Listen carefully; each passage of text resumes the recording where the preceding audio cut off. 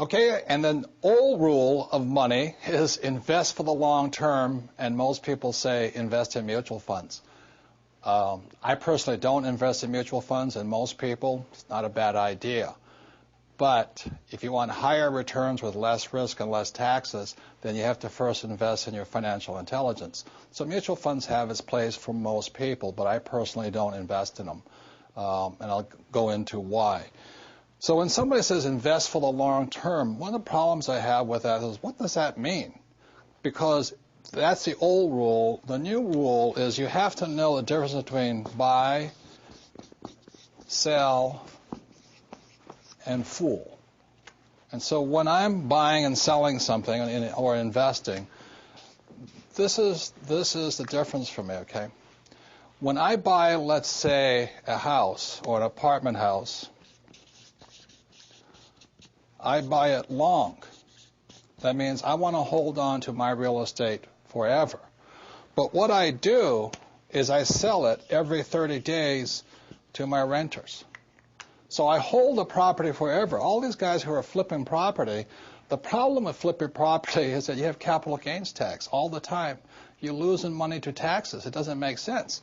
So buying, let's say, an apartment house, I have, let's say, a 500-unit apartment house today, and I started off with little individual houses. You know, the rule for getting rich is from Monopoly: 4 greenhouses, 1 red hotel. 4 greenhouses, 1 red hotel. So I started with small houses, and today we have big apartment houses, big commercial buildings, things like this. But the principle is the same, whether it's a small house or a big house. So I buy it. I intend to hold it forever.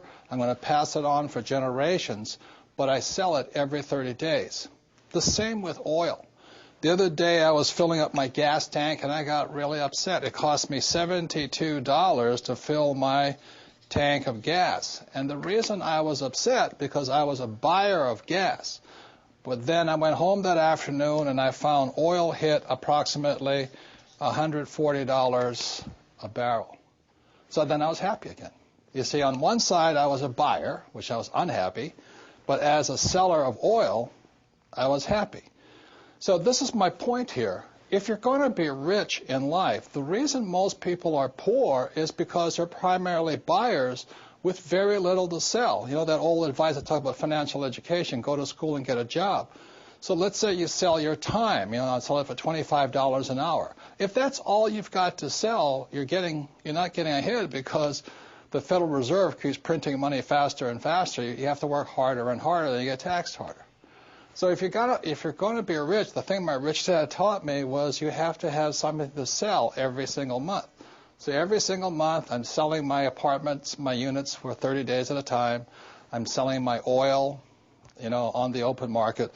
And you look at what I did, even though I flunked out of high school twice because I couldn't write and because I really couldn't spell, is when I write a book, I write it once, but I sell it into 100 different languages throughout the world. So every quarter I'm getting a paycheck.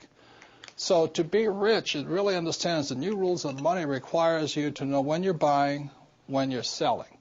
And that is essential to being rich today.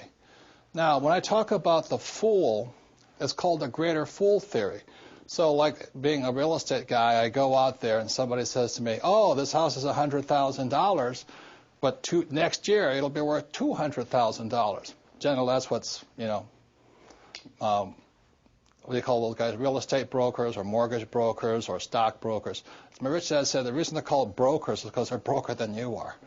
So they're telling you to buy this stock or this house because the price will go up. Again, that's capital gains, not cash flow.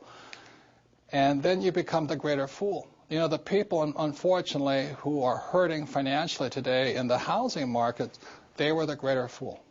They bought the idea that the price of real estate would keep going up. Well, as you and I all know, prices go up and prices go down. So if you're going to, the new rules of money and the financial intelligence and your financial education requires you to know, to be balanced, be both buyer and seller, and not be the greater fool. I say it again, when I fill up with gas, I get angry because I'm a buyer, but I'm happy because I'm also a seller. If you're going to be rich, you should be selling more than you're buying. One last thing is the one reason I really don't care much for mutual funds is because I don't know if you're the buyer, the seller, or the fool, but I'll make that decision. If you're the investor, then you put up 100% of the money, and I think you take 100% of the risk. It doesn't make sense to me. Same as you put money in a bank. And the mutual fund company, they put up 0% of the money, but what they get is 80% of the returns. So this is why I really don't recommend, but it's good for most people. Put your money in a mutual fund and just let it sit there. But what happens is you take 100% of the risk, you only get 20% of the returns, and you put up 100% of the money. That doesn't make sense to me. That's why I like to use debt, good debt as leverage and things like this. But again, this is your greatest asset right here. So I don't just blindly invest for the long term. I don't park my money. And the reason I don't park my money in the bank is because I said in 1971, the U.S. dollar stopped being money and it became a currency. The word currency means current.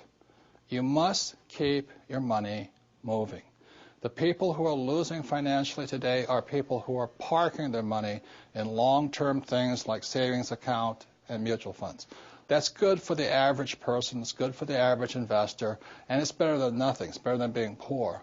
But you're not getting ahead with old information or old rules of money.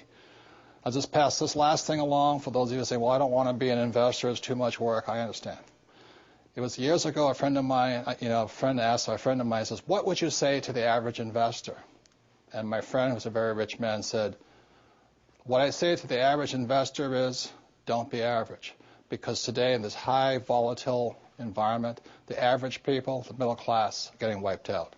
So those are the new rules of money. You don't invest for the long term. You have to know when to buy, when to sell, and when not to be a fool.